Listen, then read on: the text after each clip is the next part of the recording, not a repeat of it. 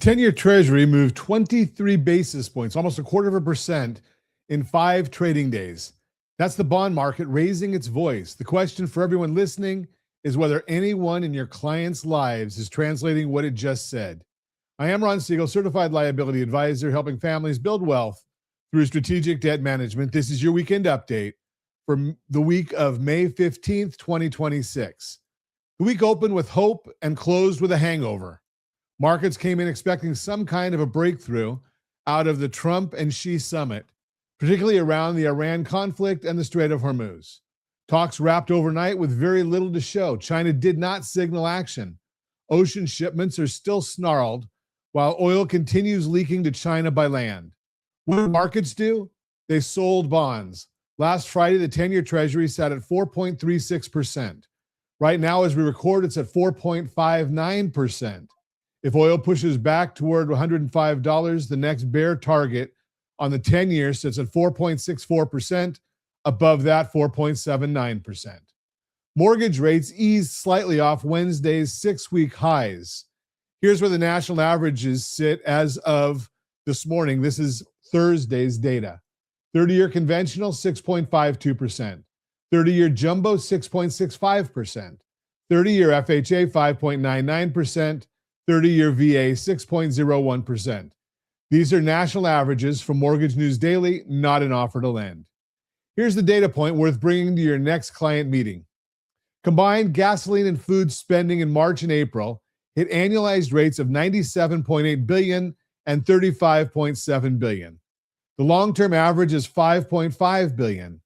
March ran almost 18 times the average. April ran 6.5 times the average.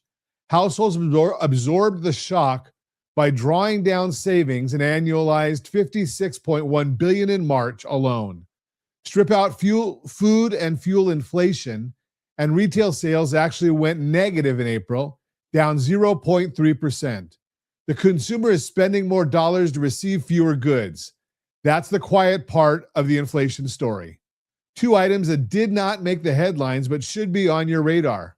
First, jobs. Since the Iran war began on February 28th, total job postings on Indeed are down 2.8%, and new job postings are down 3.8%. 72% of job categories are showing fewer postings than at the end of February. Second, freight. The Cass Truckload Line Haul Index, excluding fuel, rose 3.2% month over month in April. Spot trucking rates are up 25% year over year. A driver shortage is reshaping the cost of moving anything in this country, from groceries to building supplies. If you're advising clients on cash flow or affordability, these 2 trends matter more than most ticker headlines this week. We have curated 6 pieces for our partners this week.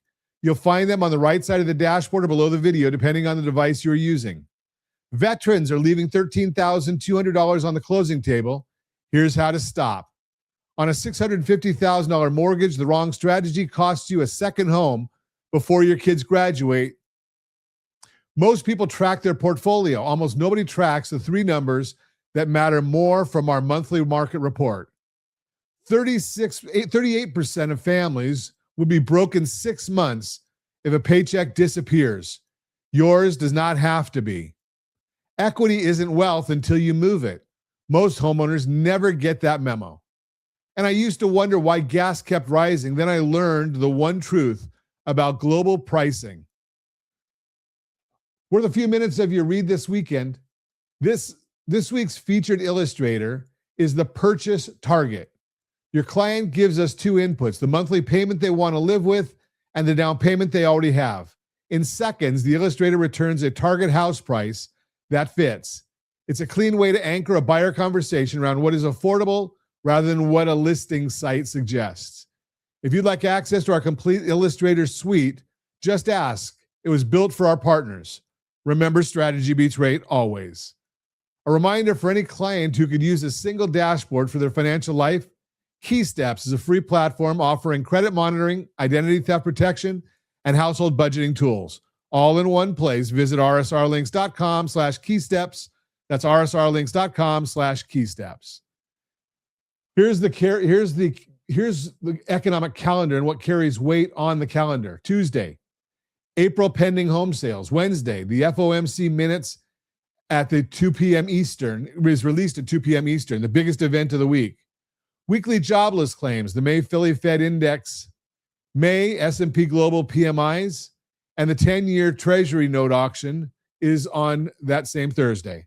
Friday, May University of Michigan consumer sentiment, including the 1-year and 5-year inflation expectations. Plenty of catalysts, plenty of room for the 10-year to either confirm or reject this week's move. That is your weekend update. We appreciate you listening, and we'll speak to you again next week.